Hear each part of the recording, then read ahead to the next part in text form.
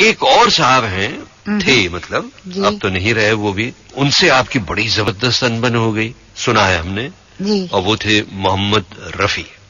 अब ये बताइए कि रफी साहब से क्यों आप लड़ पड़ी, या वो आपसे लड़ पड़े, या दोनों रूठ गए एक दूसरे से, और आपने कभी रफी साहब के बारे में कभी किसी इंटरव्यू में कुछ बताया भी नहीं है, तो उस कहानी को भी छेड़िए और फिर रफी साहब के बारे में भी कुछ बताइए। अमीन भाई, ये क्या हुआ था कि हमारी एसोसिएशन थी प्लेबैक सिंगर्स की, और उसमें तलत साहब, मतलब तलत महमूद और मुकेश भैया, ये लोग सब मेरे साथ मतलब ये करते थे। मैंने उनको क्या बताया कि मैं रॉयल्टी लेती हूँ, प्रोड्यूसर मुझे रॉयल्टी देते हैं, तो हम लोग सबके लिए क्यों ना मांगे। हो सकता है कि कभी कभी किसी प्लेबैक सिंगर को काम मिलना बंद हो जाता है, कम हो जाता है, तो उसका रॉयल्टी तो आती रहेगी। तो इसलिए मैंने ये जब कहा हमारे एसोसिएशन में, तो सब राजी हो गए। तो HMV ने कहा हम नहीं देंगे, आप प्रोड्यूसर से लीजिए। प्रोड्यूसर्स कहने लगे कि ये तो HMV को देना चाहिए। HMV ने कहा प्रोड्यूसर को हम ज्यादा देते हैं। इस झगड़े में ये तय हुआ, हम लोगों ने ये तय किया कि अब हम गाएंगे गाना पर HMV में जाएगा नहीं। और इस तरह एक बिमल दा की पिक्चर प्रेम पत्र शायद, उसकी रिकॉर्डिंग हुई पर वो गाने HMV में गए ही नहीं। तो इस तरह हम लोगों ने जब शुरू किया, तो महबूब साहब वगैरह, तो अब मैं नाम नहीं लूंगी, पर कुछ म्यूजिक डायरेक्टर्स और कुछ सिंगर्स ऐसे थे जिन्होंने आपस में तय किया कि भाई ये सब पागलपन है, हमें जरूरत नहीं है। और उसमें रफी साहब को भी उन्होंने खींचा। अच्छा, रफी साहब इतने सीधे थे, वो जो सामने वाला कहे वो मान जाते थे। अच्छा। तो एक दिन मुझे पता चला, मुझे मुकेश भैया ने आके कहा कि लता आज मीटिंग है, तो ये बात जरा तुम क्लियर कर लेना कि हमने सुना है कि 2-3 सिंगर्स हैं जिन्होंने HMV में रिकॉर्ड देने के लिए हाँ की है और वहाँ उनकी रिकॉर्डिंग हो चुकी है। अच्छा। तो मैंने फिर वो बात छेड़ी। मैंने कहा भाई ऐसा सुन रहे हैं कि रिकॉर्डिंग हुई है। मैंने कहा रफी साहब आप क्या कहते हैं इस मामले में। तो रफी साहब ने भी गाया था नेचुरली, उन्होंने कहा, तो वो जरा नाराज हो गए। मुझे कहने लगे देखो भाई हमारा तो कुछ नहीं है, हम गाते हैं, प्रोड्यूसर हमको पैसे देते हैं, बात खत्म हो गई। मैंने कहा बात यहाँ खत्म नहीं होती है, हम लोगों के गाने की वजह से उनके गाने चलते हैं, तो हमें रॉयल्टी मिलनी चाहिए।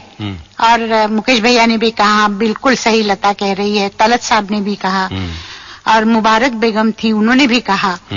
रफी साहब को एक हमारे सिंगर थे, उन्होंने जाके कुछ कहा कि ये सब लता गड़बड़ कर रही है। हालांकि अमीन भाई मुझे रॉयल्टी मिल रही थी, तो मैंने उनको कहा कि देखिए मुझे तो रॉयल्टी मिल रही है, फिर आप क्यों इस तरह सोचते हैं। तो रफी साहब बहुत नाराज हुए। तो मुकेश भैया ने कहा कि भाई बोलिए रफी साहब क्या करना है। तो रफी साहब ने कहा मैं क्या बोलूं, ये महारानी बैठी है ना, इनको पूछो। तो मैंने कहा आप महारानी मुझे क्यों कह रहे हैं रफी साहब। तो कहने लगे आप इस तरह से बात करेंगे तो मैं गाऊंगा नहीं आपके साथ। मैंने कहा आप क्यों तकलीफ कर रहे हैं, मैं आपके साथ नहीं गाऊंगी। अरे रे। और मैं वहां से उठ के बाहर गई और मैंने सारे म्यूजिक डायरेक्टर्स को टेलीफोन किया और मैंने कहा रफी साहब के साथ डुएट हो तो आप मुझे नहीं बुलाएंगे, किसी और से ले लीजिए। ये इस तरह मेरे उनका झगड़ा हुआ।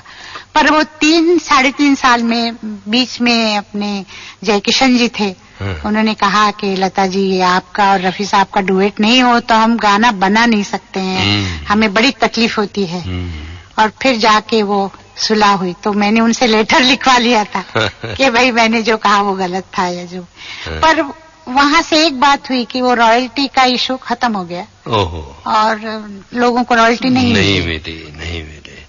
हाँ, ये अच्छी बात आप कर रही थी, आपको तो मिल ही रहा था, आप सबके लिए कर रही थी। मुझे मिल ही रहा था, मुझे मिल रहा था, शायद और एक आध सिंगर को मिल रहा था। अच्छा लता जी, अब देखिए मैं एक काम ये करता हूँ कि आपकी और रफी साहब की जो अनबन हुई थी ना, उसी की कहानी मैं आप और रफी साहब के ड्यूएट्स की झलकों के जरिए पेश करता हूँ और इस कहानी में बताया जाएगा कि किस तरह आप दोनों एक दूसरे से खफा हुए और फिर किस तरह एक हो गए। लेकिन कुछ रफी साहब के बारे में बताएं, कैसे थे वो आदमी, सुना तो बहुत है कईयों से, लेकिन आपकी नजर से उन्हें हम देखना चाहते हैं। रफी साहब बहुत सीधे आदमी थे, बहुत ही सीधे, और उनके मन में कोई छल कपट नहीं था। तो जब बात करते थे तो बहुत सीधी, और बात बहुत कम करते थे। जब कभी मिलते थे तो 2-4 शब्द बोल के चुप हो जाते थे।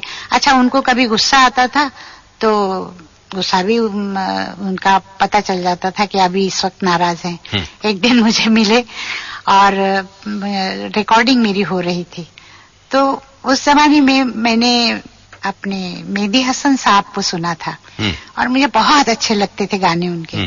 तो मैं कभी कभी रिकॉर्डिंग में उनका कोई गाना गुनगुना रही थे ऐसे, तो उन्होंने सुना था। तो मेहदी साहब आए बम्बई और पता चला उनको कि मेहदी हसन आए हैं। तो रफी साहब आए तो उनको गुस्सा आया हुआ था, तो मुझे कहने लगे, हाँ अभी सुनिए जाके उनको, वो आए हैं ना जिनका गाना आपको बहुत पसंद है।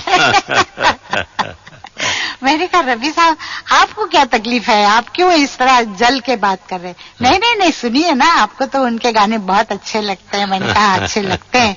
मैंने कहा आपके भी गाने मुझे अच्छे लगते हैं।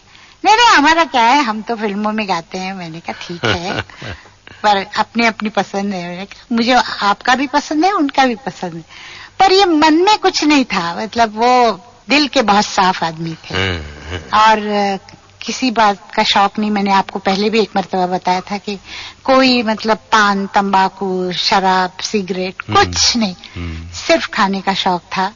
ये भी मैंने सुना था उनके घर में एक दिन कि कभी कभी रात को आते हैं तो फ्रिज खोल के जो भी मिलता है खा लेते हैं। वो तो उनकी साइज से नजर भी आता था। पर जितने बीमार थे किसी को नहीं बताते थे। उनको बहुत प्रेशर की तकलीफ थी। कभी कभी रिकॉर्डिंग में पता चलता था उनकी शक्ल बदल जाती थी, पर बताते नहीं थे, गाते रहते थे।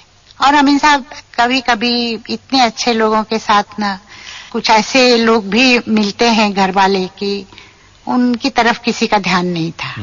उनको किसी ने संभाला नहीं। नहीं तो रफी साहब और भी रहते।